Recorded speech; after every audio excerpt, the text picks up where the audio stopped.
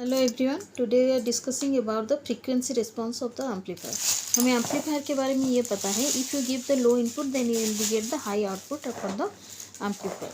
So suppose this diagram is representing the amplifier structure, so in which here Vi is representing the input voltage and you are getting the output at this point, and this is the output capacitance and this is the input capacitance. So there is two separate capacitance are connected at the input as well as the output case.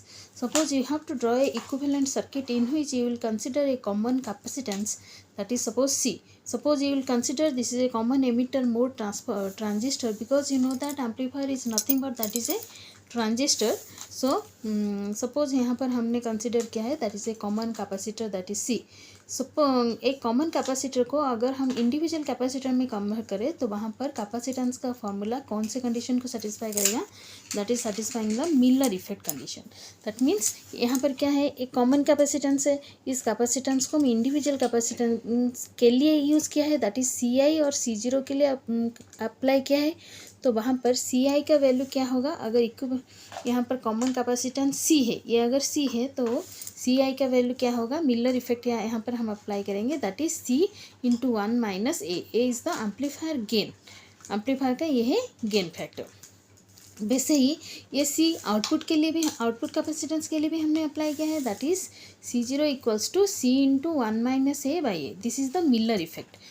कौन से condition में apply होगा, अगर individual capacitance के लिए हम एक common capacitance apply करें. वैसे ही अगर हम यहाँ पर इम्पेडेंस के कंडीशन, इम्पेडेंस के लिए मिलर इफेक्ट अप्लाई करें तो यहाँ पर दोनों ही इनपुट इम्पेडेंस और आउटपुट इम्पेडेंस को हम मिलर इफेक्ट के यूज से इस तरह लिख सकते हैं, that is Z zero equals to Z into a minus 1 by a, this is for output impedance, and zi equals to z into 1 minus a, this is also input impedance. So हमें ये क्या पता है, amplifier is nothing but that is the transistor. और transistor में क्या होता है, तीन पार्ट होते हैं, एक होता है कलेक्टर, एक होता है एमिटर और एक होता है base region.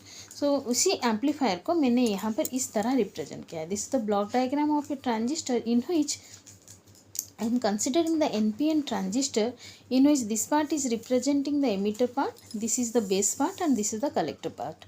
So in between the collector and base region there is a depletion region, and in between the base and emitter region there is the depletion region.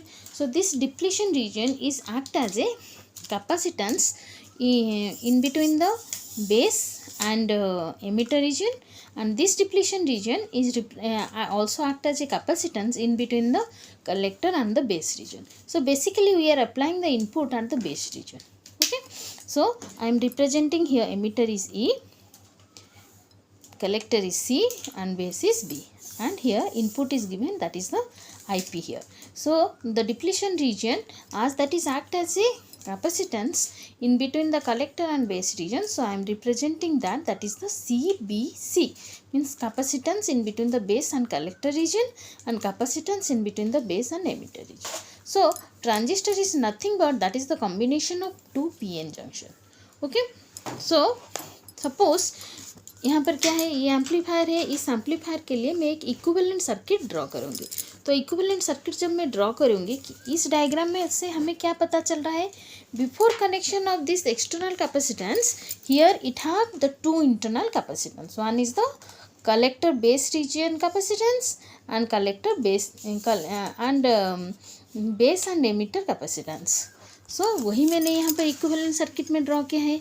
एक क्या है, अगर इस इक्विवेलेंट सर्किट में यहाँ पर मैंने इनपुट दिया है, इनपुट हमने यहाँ पर क्या दिया था, इस डायग्राम में इनपुट हमने दिया था वी आई, वही मैंने यहाँ पर इक्विवेलेंट सर्किट में ड्रॉ किया है, that is V I input. कौन से रीजन में हम इनपुट दे रहे हैं, basically we are giving the input at the base region. So here I am giving the input at this base region. This dot point is representing the base point, base region. This dot point is representing the emitter region. और यहाँ पर transition में base reason क्या, emitter reason क्या है, earthing किया गया है, मतलब ये कॉमन एमिटर है. कॉमन एमिटर है मतलब ये अर्थिंग हो गया यहाँ पर. तो ये हो गया बेस रीजन और ये पॉइंट हो गया हमारा कलेक्टर रीजन. कलेक्टर रीजन में हमको आउटपुट मिल रहा है, दैट इज V0. ओके। तो फिर बेस और एमिटर के रीजन बीच में जो डिप्लीशन रीजन था उसको हमने क्या रिप्रेजेंट किया था, CBE रिप्रेजेंट किया था। तो वही यहाँ पर ये रिप्रेजेंट हो गया। ये कैपेसिटर के फॉर्म में हमने डिप्लीशन रीजन को रिप्रेजेंट किया है, दैट इज CBE।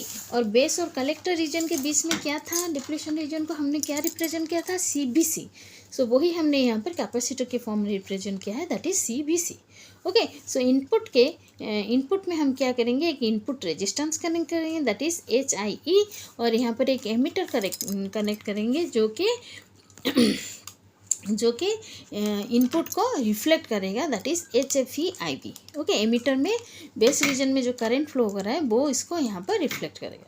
ओके। सो हमने और क्या कनेक्ट किया है यहाँ पर, बाहर से हमने, ये तो हो गया हमारा ट्रांजिस्टर का अंदरूनी पार्ट। बाकी क्या बचा हमारा, यहाँ पर एक एक्सटर्नल कैपेसिटेंस कनेक्ट हुआ है, वही कैपेसिटेंस हमने यहाँ पर कनेक्ट कर दिया। ओके। तो जो कनेक्ट किया, एक्चुअली जो कॉमन कैपेसिटेंस था वो क्या था, ये जो इनपुट था, इनपुट के पास एक कैपेसिटेंस था और आउटपुट के पास एक कैपेसिटेंस था। वही हमने आउटपुट, इनपुट कहाँ पर हम दे रहे हैं, बेस और एमिटर रीजन के बीच में हम दे रहे हैं। तो यहाँ पर ये क्या है, ये जो पार्ट है ये पूरा पार्ट रिप्रेजेंट कर रहा है बेस और एमिटर को रीजन को रिप्रेजेंट कर रहा है। और ये जो पार्ट है ये किसको रिप्रेजेंट कर रहा है, एमिटर और कलेक्टर के पार्ट को रिप्रेजेंट कर रहा है। तो इनपुट में जो हमने कैपेसिटेंस दिया था वो हो गया CI, ये है। और आउटपुट के पार्ट में जो कैपेसिटेंस दिया था CO, that is, this is the CO part. Okay. So now हम यहाँ पर क्या लिखेंगे, from the Miller effect we know if the capacitor is connected with input and output, so at the CBC, Miller theorem क्या होगा, क्योंकि यहाँ पर क्या है, CBC क्या है, capacitance are the base and collector region. क्योंकि हमारा जो कैपेसिटेंस है वो इनपुट और आउटपुट दोनों के साथ कनेक्ट है। यहाँ पर देख सकते हो तुम लोग, CBC क्या है, बेस और कलेक्टर के बीच में है क्या, बेस और एमिटर के कलेक्टर के बीच में ये कैपेसिटर है। तो इस कैपेसिटर क्या है, ये कॉमन है कहाँ पर, इनपुट और आउटपुट के बीच में। क्योंकि आउटपुट हम कहाँ पर ले रहे हैं, कलेक्टर के पास ले रहे हैं, और इनपुट कहाँ पर दे रहे हैं, बेस के रीजन में दे रहे हैं। तो CBC क्या हो गया, कॉमन हो गया at the input and the output. तो वहाँ पर क्योंकि ये कॉमन हो गया, यही तो फॉर्मूला है यहाँ पर। अगर कोई कैपेसिटेंस इनपुट और आउटपुट के बीच में कॉमन हो तो वहाँ पर हम मिलर इफेक्ट अप्लाई कर सकते हैं।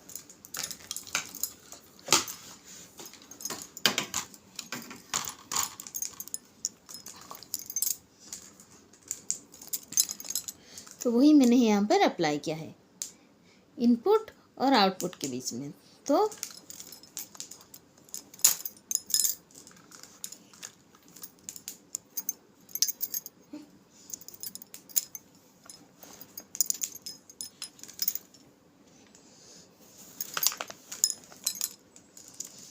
फ्रॉम द, तो क्योंकि यहाँ पे collector capacitance in base and collector region common है, तो वहाँ पर हम मिलर इफेक्ट अप्लाई करेंगे।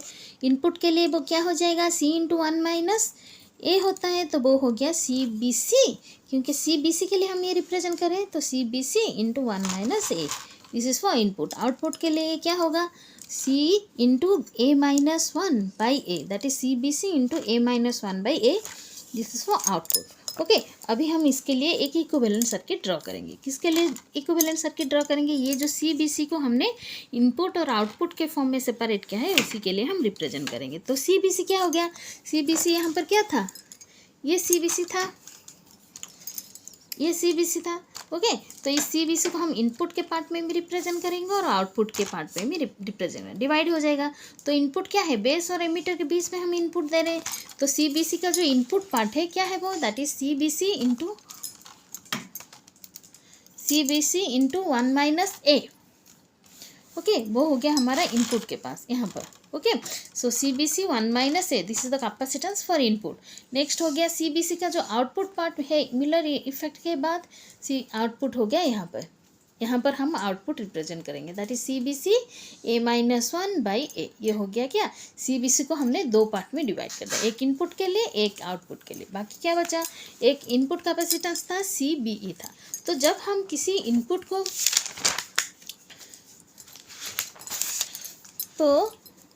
तो हम यहाँ पर क्या रिप्रेजेंट करेंगे, when the two capacitors are parallel then the equivalence capacitance becomes, क्या होता है, अगर दो कैपेसिटेंस पैरेलल में कनेक्शन हो तो वहाँ पर इनपुट कैपेसिटेंस क्या होता है, इक्विवेलेंट कैपेसिटर क्या होता है, that is C equivalent equals to C1 plus C2 होता है। ये हमें पता है, हम 12th क्लास में पढ़े हैं।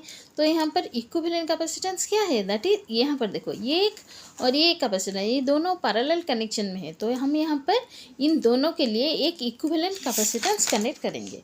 दैट इज, सपोज मैंने यहाँ पर उस दोनों के लिए रिप्रेजेंट किया है, दैट इज CD, तो उनको लिए एक कॉमन कैपेसिटेंस हो गया, that is equivalent capacitance. CD का वैल्यू क्या हो गया, CBE plus CBC 1 minus A, इन दोनों के लिए इक्विवेलेंट कैपेसिटेंस मैंने कनेक्ट किया, दैट इज CD। तो जब हम इनपुट वोल्टेज देते हैं तो वहाँ पर एनर्जी स्टोर के लिए एक इनपुट कैपेसिटेंस भी कनेक्ट किया जाता है, दैट इज C1। वैसे ही जब हम आउटपुट वोल्टेज मेजर करते हैं तो वहाँ पर भी एक आउटपुट कैपेसिटेंस दिया जाता है, दैट इज C2। तो पहले क्या था, इक्विवेलेंट कैपेसिटेंस CD हो गया और आउटपुट का कैपेसिटेंस CBC था मिलर इफेक्ट के लिए, और ये तो था एमीटर, और HIE ये क्या था, इनपुट रेजिस्टेंस था। ओके, तो ये हो गया कैपेसिटेंस C1। तो जब हम एक्सपेरिमेंटल देखते हैं तो वहाँ पर हमें क्या पता चलता है, जो ये इक्विवेलेंट कैपेसिटेंस है वो इन टर्म्स ऑफ पिकोफैराड में आता है, और CBC A-1/A इसका वैल्यू भी इन टर्म्स ऑफ पिकोफैराड में आता है। मतलब इन दोनों का वैल्यू बहुत ही स्मॉल होता है, इसीलिए इन दोनों का नेमिंग क्या किया गया है, अनवांटेड कैपेसिटेंस। तो बाकी जो बचा, that is C1 and C2, इन दोनों का value as compare to this unwanted capacitance, इन दोनों का वैल्यू ज़्यादा होता है, इसीलिए इन दोनों को क्या बोला जाता है, दैट इज कपलिंग और बाईपास कैपेसिटेंस, जिन दोनों का value in terms of microfarad में होता है। सपोज हमने यहाँ पर इनपुट वोल्टेज दे दिया VI, जब हम वोल्टेज देते हैं वो क्या होता है, वो एक टर्म का सिग्नल होता है। सिग्नल मतलब हम इसको कौन से फॉर्म में देंगे, either we will give this signal in terms of sine form or in terms of cos form. तो सपोज हमने V इनपुट क्या दे दिया, that is V sine omega दिया या फिर V कॉस ओमेगा देंगे, इन दोनों को बाद और तो कुछ नहीं देना है, साइनोसॉइडल वेव फॉर्म में हम देंगे, that is V sine omega t देंगे या फिर V कॉस ओमेगा t देंगे। तो ओमेगा क्या होता है, ओमेगा होता है एंगुलर फ्रीक्वेंसी होता है। तो फ्रीक्वेंसी के बारे में हमें ये पता है, ओमेगा इक्वल्स टू 2π f क्या होता है, फ्रीक्वेंसी। सो ओमेगा यहाँ पर क्या हो गया, फ्रीक्वेंसी। ओके, सो अगर कैपेसिटेंस कनेक्ट है तो उस कैपेसिटेंस का एक रिएक्टेंस भी रहेगा, कैपेसिटर का एक रिएक्टेंस रहेगा या फिर उसका रेजिस्टेंस रहेगा। तो रिएक्टेंस का कैपेसिटेंस के साथ क्या रिलेशन है, reactance is suppose x, then that is equals to 1/ωc। तो यहाँ पर दो कंडीशन आएंगे। हमें क्या पता है, ये जो इक्विवेलेंट सर्किट है, basically this equivalent circuit is consist of 4 type of capacitance. 2 are the unwanted capacitance and 2 are the coupling capacitance. So C1 and C2 are the coupling capacitance whose value is large as compared to unwanted capacitance, and CD and CBC, these are the unwanted capacitance whose values are low. So हमारे पास हम अगर एक table draw करेंगे तो वहाँ पर हमें क्या मिलेगा, ये हो गया कैपेसिटर, ये हो गया हमारे पास। अगर हम रिएक्टेंस का इक्वेशन ले x इक्वल्स टू 1/ωc, तो ओमेगा का वैल्यू क्या हो सकता है, आइदर लो हो सकता है या फिर हाई हो सकता है या फिर मिडिल फ्रीक्वेंसी रेंज हो सकता है। ओके, तो हम यहाँ पर कैपेसिटेंस, दो तरह के कैपेसिटेंस है, एक है कपलिंग कैपेसिटेंस, एक है अनवांटेड कैपेसिटेंस। कपलिंग कैपेसिटेंस का वैल्यू हमेशा ज़्यादा होता है और अनवांटेड कैपेसिटेंस का वैल्यू हमेशा लो होता है। ओके, तो कपलिंग कैपेसिटेंस का वैल्यू हमेशा हाई है, तो जो उसका जो रिएक्टेंस होगा वो क्या होगा, 1/ωc होगा। तो पहले मैं फ्रीक्वेंसी को लो लेती हूँ, omega is low but your coupling capacitance is always high, so this is low and this is high. तो डिनोमिनेटर हो गया क्या, जो भी हुआ रिएक्टेंस क्या हो जाएगा हमारा, फाइनाइट हो जाएगा, क्योंकि एक लो है एक हाई है, मतलब रिएक्टेंस हमारा फाइनाइट होगा, मतलब कुछ रेजिस्टेंस यहाँ पर रहेगा। ओके, नेक्स्ट कंडीशन, यहाँ पर कपलिंग कैपेसिटेंस के लिए C का वैल्यू तो हमेशा ज़्यादा रहेगा कपलिंग कैपेसिटेंस का, लेकिन हमने यहाँ पर फ्रीक्वेंसी क्या लिया है, हाई लिया है। अगर ओमेगा हाई हो गया और कैपेसिटेंस ऑलरेडी हाई है तो डिनोमिनेटर क्या हो गया हम लोगों का, डिनोमिनेटर हाई हो गया, सपोज वो हो गया इन्फिनिटी, सो 1/∞ कितना हुआ, 0 हो गया, तो रिएक्टेंस कितना हुआ, 0 हुआ। रिएक्टेंस अगर 0 हुआ मतलब यहाँ पर रेजिस्टेंस 0 है। रेजिस्टेंस अगर 0 है तो वो जो कैपेसिटर जो है वो किसकी तरह काम करेगा, वो एक शॉर्ट सर्किट की तरह काम करेगा। रिएक्टेंस 0 है ना, तो वहाँ पर अपोजिंग पावर 0 है, तो वो एक OR की तरह काम करेगा, that is called short circuit. Next condition is middle frequency range. Middle frequency के लिए वैसे ही हमारा कपलिंग कैपेसिटेंस हमेशा हाई रहेगा, लेकिन ये जो ओमेगा है उसका मिडिल रेंज होगा, ना ही हाई होगा ना ही लो होगा। तो बेसिकली ये जो रिएक्टेंस है वो किसके ऊपर डिपेंड करेगा, इसके ऊपर डिपेंड करेगा, किसके ऊपर, कपलिंग कैपेसिटेंस के ऊपर डिपेंड करेगा। कपलिंग कैपेसिटेंस मतलब ये हाई है, तो 1 high value means infinity suppose, then 1/∞ is 0 मतलब रिएक्टेंस कितना हो गया, 0 हो गया। रिएक्टेंस अगर 0 हो गया that means your capacitor will be act as a short circuit. Short circuit means at that point that will be act as a normal OR। Similarly next आएंगे हम unwanted capacitor. Unwanted capacitor means इसका value हमेशा low रहता है, तो इस condition में हम लो फ्रीक्वेंसी लेंगे, कैपेसिटेंस भी लो है, फ्रीक्वेंसी भी लो है। Low means suppose denominator is very less, that is 0 suppose, तो 1/0 is infinity, so reactance is infinity. अगर इन्फिनिटी हो गया मतलब वहाँ पर कोई भी इनपुट आउटपुट की तरफ नहीं जा पाएगा, मतलब वो किसकी तरह काम करेगा, वो ओपन सर्किट की तरह काम करेगा, मतलब वहाँ पर कोई भी करंट या फिर वोल्टेज आउटपुट की तरफ पास नहीं करेगा। अभी यहाँ पर क्या है, कैपेसिटेंस यहाँ पर लो है, फ्रीक्वेंसी यहाँ पर क्या है, that is high frequency, so low into high means reactance क्या देगा, एक फाइनाइट वैल्यू देगा। ओके, नेक्स्ट होगा हमारा ओमेगा। यहाँ पर मॉडरेट फ्रीक्वेंसी है, मतलब ये तुम्हारा जो रिएक्टेंस है वो किसके ऊपर डिपेंड करेगा, सिर्फ कैपेसिटेंस के ऊपर डिपेंड करेगा। कैपेसिटेंस यहाँ पर लो है, सो 1/लो value means infinity, that means here reactance is act as a open circuit. Okay, इसको ज़्यादा समझने के लिए हम लो फ्रीक्वेंसी कंडीशन में लेंगे। तो लो फ्रीक्वेंसी अगर हमारा इनपुट फ्रीक्वेंसी लो है तो वहाँ पर हमारा कपलिंग कैपेसिटेंस क्या ऑफर करता है, जब फ्रीक्वेंसी लो है हमारा कपलिंग कैपेसिटेंस क्या ऑफर करता है, फाइनाइट रिएक्टेंस का ऑफर करता है। और अनवांटेड कैपेसिटर क्या ऑफर करता है, फाइनाइट इनफाइनाइट रिएक्टेंस ऑफर करता है, मीन्स ओपन सर्किट की तरह काम करेगा। तो जहाँ पर हमारा क्या था, अनवांटेड कैपेसिटर था। Unwanted capacitor means this is the unwanted capacitor and this is the unwanted capacitor, so at this part that will be act as a open circuit, means there is no connection. तो वही मैंने यहाँ पर represent किया है, that is यहाँ पर कोई भी कनेक्शन नहीं है। और जो C1 और C2 है वो क्या ऑफर कर रहा है हमें, फाइनाइट रिएक्शंस, मीन्स वहाँ पर ये कैपेसिटर एग्जिस्ट करेगा। ओके, यहाँ पर एग्जिस्ट कर रहा है, तो वहाँ पर हम क्या लिखेंगे, due to C1 and C2 gain decreases. C1 और C2 यहाँ पर एग्जिस्ट कर रहा है, मतलब रिएक्टेंस और रेजिस्टेंस यहाँ पर कुछ एग्जिस्ट कर रहा है। सो वहाँ पर जो इनपुट आएगा, इनपुट वोल्टेज आएगा, वो बेसिकली कहाँ पर ज़्यादा ऑब्जर्व हो जाएगा, दैट इज C1 और C2 की जगह पर ऑब्जर्व हो जाएगा। तो जो ये जो एम्पलीफायर है वो एम्पलीफायर के पास ज़्यादा नहीं आ पाएगा, मतलब इसका गेनिंग फैक्टर क्या हो जाएगा,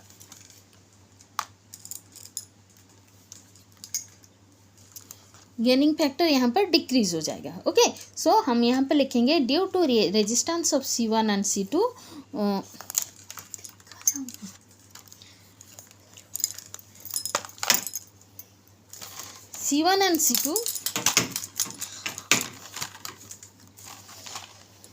C1 and C2 some loss occur at C1 and C2, so gain decreases. So reactance क्या ऑफर कर रहे हैं, फ्रीक्वेंसी लो है, रिएक्टेंस हाई हो गया। ओके, तो गेन क्या हो जाएगा, अगर रिएक्टेंस ज़्यादा होगा तो गेन क्या हो जाएगा, लो हो जाएगा। Suppose you have to draw a graph in between the frequency versus gaining factor. तो जैसे जैसे तुम फ्रीक्वेंसी, यहाँ पर फ्रीक्वेंसी क्या है, लो है, जैसे जैसे तुम फ्रीक्वेंसी लो करोगे गेनिंग फैक्टर क्या होगा, रिएक्टेंस ज़्यादा बढ़ जाएगा। रिएक्टेंस अगर ज़्यादा बढ़ा तो क्या होगा, तुम लोगों का गेनिंग फैक्टर क्या होगा, डिक्रीज होगा। So this is the graph in between the frequency and gaining factor when the frequency is low. Similarly अगर हम यहाँ पर कंसिडर करें हाई फ्रीक्वेंसी के लिए C1 और C2 जो कि कपलिंग कैपेसिटर है, वो हमें क्या ऑफर कर रहे थे, हाई फ्रीक्वेंसी के लिए हमें ऑफर कर रहे थे that will be reactance is 0 means it will act as a short circuit. तो हमारा C1 C2 कहाँ पर है, ये है C1 और ये है C2, मतलब यहाँ पर जो कैपेसिटर कनेक्ट है वो यहाँ पर कैपेसिटर कनेक्ट नहीं होगा इक्विवेलेंट सर्किट के केस में। फॉर हाई फ्रीक्वेंसी ये क्या होगा, नॉर्मल एक वायर की तरह एक्ट करेगा। और अनवांटेड कैपेसिटर क्या हो जाएगा, अनवांटेड कैपेसिटर हमें ऑफर कर रहा है हाई फ्रीक्वेंसी के लिए finite reactance. Finite reaction means CD और CBC यहाँ पर एग्जिस्ट करेंगे, वही इक्विवेलेंट सर्किट में मैंने रिप्रेजेंट किया है। ओके, सो CD हो गया और CBC रहेगा, जहाँ पर C1 और C2 है वहाँ पर कोई भी कनेक्शन कैपेसिटेंस का नहीं रहेगा। तो अभी अगर हम यहाँ पर इनपुट वोल्टेज देंगे तो इनपुट वोल्टेज बेसिकली कहाँ पर जाएगा, जहाँ पर ज़्यादा रिएक्टेंस और रेजिस्टेंस है वहाँ पर जाएगा। तो मैक्सिमम से मैक्सिमम इनपुट वोल्टेज हमारा कहाँ पर ऑब्जर्व हो जाएगा, इस CD और CBC की तरफ जाएगा, तो वहाँ पर ऑब्जर्व हो जाएगा। तो वहाँ पर हम क्या लिखेंगे, omega, when omega is high reactance is low. Okay, low means more current will be pass through the capacitance. Reactance अगर रेजिस्टेंस अगर कम होगा तो वहाँ पर करंट ज़्यादा से ज़्यादा फ्लो करेगा। अगर ज़्यादा से ज़्यादा फ्लो करेगा तो यहाँ पर जो लोड रेजिस्टेंस है, तो यहाँ पर gaining factor of the amplifier will be low. अगर रिएक्टेंस कम होगा तो गेनिंग फैक्टर भी, आउटपुट कम हो जाएगा। अगर आउटपुट कम हो गया तो गेन फैक्टर क्या हो जाएगा, लो हो जाएगा। मीन्स यहाँ पर हम क्या लिखेंगे, if your frequency is high then reactance is low, more current will pass through the capacitor, less current in the load resistor. Load resistor हम इसीलिए लिखते हैं क्योंकि ये रिफ्लेक्ट करता है यहाँ पर आउटपुट कितना आ रहा है। Okay, so current will be less at the output. Okay, so if you draw the graph in between the frequency versus amplitude amplifier, then for the high frequency,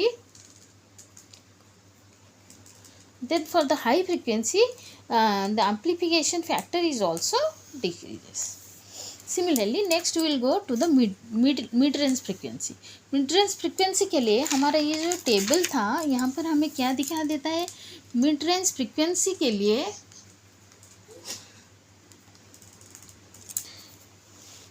mid range frequency के लिए हमारा ये जो coupling capacitor था वो किसकी तरह act करेगा, शॉर्ट सर्किट की तरह एक्ट करेगा।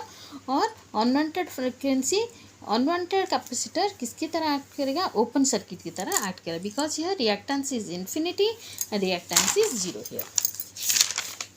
So C1 C2 offering us the short circuit and unwanted capacitor will offer us the open circuit. Okay, so जहाँ पर CD और CBC था वहाँ पर कोई भी कनेक्शन नहीं होगा इस इक्विवेलेंट सर्किट में, और जहाँ पर C1 और C2 था वहाँ पर भी हम कोई कैपेसिटर सिग्नल नहीं देंगे, सिर्फ क्या देंगे, एक वायर कनेक्शन देंगे। तो मतलब इसका मतलब क्या हुआ, A does not depend on omega, मतलब gaining factor does not depend on frequency. So ये क्या हो जाएगा, अगर फ्रीक्वेंसी के ऊपर डिपेंड नहीं करेगा तो जितना इनपुट देंगे उतना ही तो आउटपुट आ जाएगा, मतलब A is constant without any loss और विदाउट एनी गेन।